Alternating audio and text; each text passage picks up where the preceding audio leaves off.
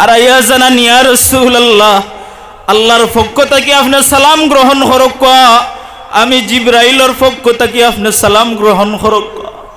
আর আপনি যদি ইজাজত দেন আল্লাহ আমারে পাঠাইছেন আমি আপনার জান কবজ করিয়া লইয়া যাইতা। ওই দিন আল্লাহর হাবিব সাল্লাল্লাহু আলাইহি ওয়াসাল্লাম জানান ও আজরাইল, ও ভাই আজরাইল তুমি সামান্য সময় অপেক্ষা করো, আমি আমার ভাই জিবরাইলের অপেক্ষায় আছি। আল্লাহ জানাইন রে জিবরিল তুমি তাড়াতাড়ি আমার বন্ধুর কাছে যাও, আমার বন্ধু কি জানি তোমার কাছে হইতেছে। জিবরিল আলাইহিস সালাম আল্লাহর হাবিব সাল্লাল্লাহু আলাইহি ওয়াসাল্লামের খিদমতে যেই সময় আইয়া জানান ইয়া রাসূলুল্লাহ কোন কারণে আমারে তালাশ করুন। আল্লাহর নবী ফরমান রে ভাই জিবরাইল আজরাইল আমার খিদমতে আইছেন আমার জান কবজ করিয়া লইয়া যাইতা, তুমি আল্লাহর কাছে আমার খবর খান পৌঁছাও। আমি এই জমিন থেকে যেই সময় যাইমু গিয়া আমার গুনাহগার উম্মতরে জমিনও খারাওলা করিয়া তুইয়া যাইব। আল্লাহ সুবহানাহু ওয়া তাআলা জিবরিল ডাক দিয়া ফরমান ও জিবরিল আমার বন্ধুরে জানাইয়া দেও তান উম্মতর চিন্তা করতা না, কিয়ামত পর্যন্ত তান উম্মতর জিম্মাদার আমি আল্লাহ হয়ে গেলাম। সুবহানাল্লাহ।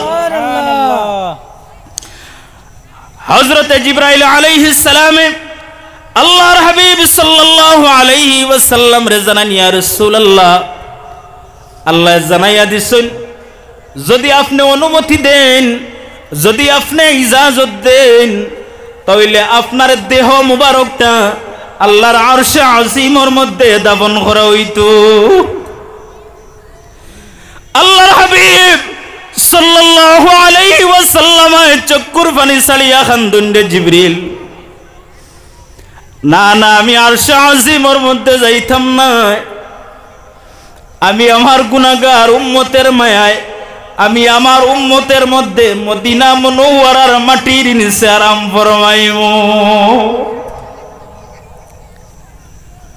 আমার সাবহল আমার বুজুর্গ হল আল্লাহর হাবিব সাল্লাল্লাহু আলাইহি ওয়াসাল্লাম যেই দিন দুনিয়ার জমিন থেকে বিদায় হয়ে গেল, মাদারিজুন নবুওয়াত কিতাবের মধ্যে শাহ আব্দুল হক মুহাদ্দিসে দেহলভী রহমতুল্লাহি তাআলা আলাইহি আনছেন আল্লাহর হাবিব সাল্লাল্লাহু আলাইহি ওয়াসাল্লাম রে যেই সময় কবর মুবারকের মধ্যে রাখা হয়, একজন মানুষ মারা গেলে কবরের মধ্যে যেই সময় রাখা হয় ওই মৃত ব্যক্তির আত্মীয় স্বজন হলে কবরের মধ্যে রাখুন, ঠিক কিনা? আল্লাহর হাবিব দু জাহানের বাদশা মুহাম্মদুর রাসূলুল্লাহ সাল্লাল্লাহু আলাইহি ওয়াসাল্লাম রে যারা কবর মুবারকের মধ্যে রাখুন এর মধ্যে একজন হইয়া থাকলা হযরতে ফজল ইবনে আব্বাস, নবীজির চাচাতো ভাই। হযরতে ফজল ইবনে আব্বাস রাদিয়াল্লাহু তাআলা আনহু জানান আমি যেই সময় আল্লাহর হাবিব সাল্লাল্লাহু আলাইহি ওয়াসাল্লাম রে কবর মুবারকের মধ্যে রাখলাম, কবর মুবারক রাখিয়া যেই সময় আমি উঠিয়া আইছিতাম ওই সময় আমার মনের মধ্যে আইলো হয়তো আর জিন্দগিতে নবীজির চেহারা মুবারক দেখা হইতো না, জীবনের শেষবারের মতো আরো একটা বার নবীজির চেহারা মুবারক কান দেখিয়া যায়। হযরতে ফজল ফরমান আমি যেই সময় আল্লাহর হাবিব সাল্লাল্লাহু আলাইহি ওয়াসাল্লামের চেহারা মুবারক থেকে খাফনের খাফট সরাইলাম, ওই সময় আমি দেখতে পাইলাম আল্লাহর হাবিব সাল্লাল্লাহু আলাইহি ওয়াসাল্লামের দয়টা ঠোঁট মুবারকে লড়াছড়া করে। আমার সাবহল আমার বুজুর্গ হল এই ক্ষুদ্র জীবনে আমি বহু মানুষের মত দেখছি, বহু মানুষরে গোসল করাইছি, বহু মানুষরে খাফন ফিন্দাইছি, বহু মানুষের জানাজার নামাজ পড়াইছি, ইমামতি করছি, বহু মানুষের জানাজার নামাজ পড়িছি, কিন্তু কোনো মানুষের মারা যাওয়ার পরে টুটে লড়তে দেখছি না।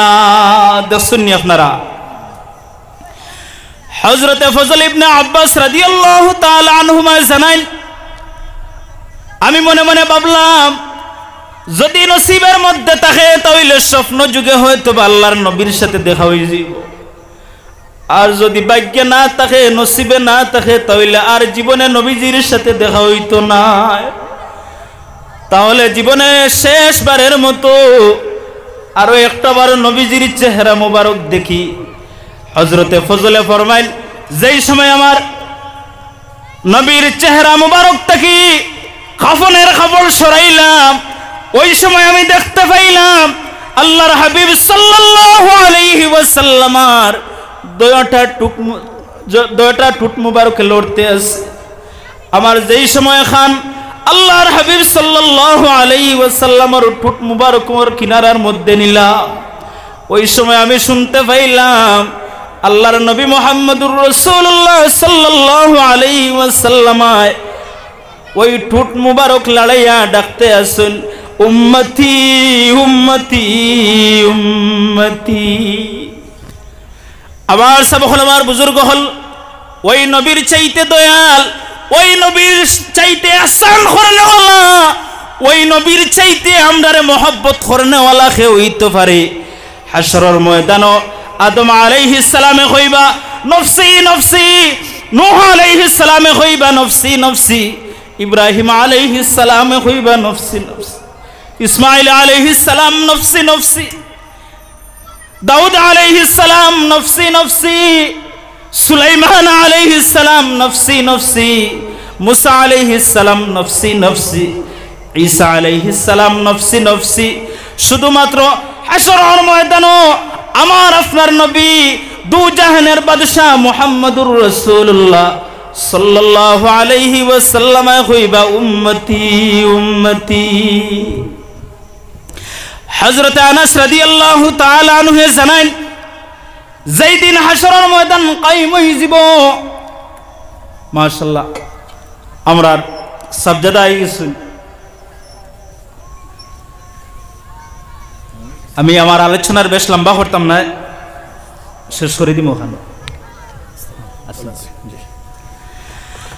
হযরত আনাস রাদিয়াল্লাহু তাআলা আনহু জানান, যেই সময় হাশরের ময়দান কায়েম হইব, ইয়াউমা ইয়াকুমুর রূহু ওয়াল মালাইকাতু সাফফান লা ইয়াতাকাল্লামুনা ইল্লা মান আযিনা লাহুর রহমানু ওয়া ক্বালা সাওয়াবা। যেই সময় হাশরের ময়দান কায়েম হইব, সব রূহ আল্লাহর সামনে কাতার বান্ধিয়া দণ্ডায়মান হইব। ওই দিন সব চুপচাপ ভাবে দাঁড়াইয়া থাকবো, কারো কথা হওয়ার কোনো পারমিশন থাকতো নাই। ওই দিন এমন নীরবতা মানুষে পালন করব, যে নীরবতার কথা দুনিয়ার মানুষে কোনোদিন কল্পনাও করতে পারছে না। ওই দিন কারো কথা হওয়ার কোনো পারমিশন থাকতো নাই, ইল্লা মান আযিনা লাহুর রহমান, একমাত্র আল্লাহ সুবহানাহু ওয়া তাআলা যারে পারমিশন দিবা। ওই দিন হাশরের ময়দানও যারা আল্লাহ সুবহানাহু ওয়া তাআলা পারমিশন দিবা, তিনি মুহাম্মদুর রাসূলুল্লাহ সাল্লাল্লাহু আলাইহি ওয়াসাল্লাম ছাড়া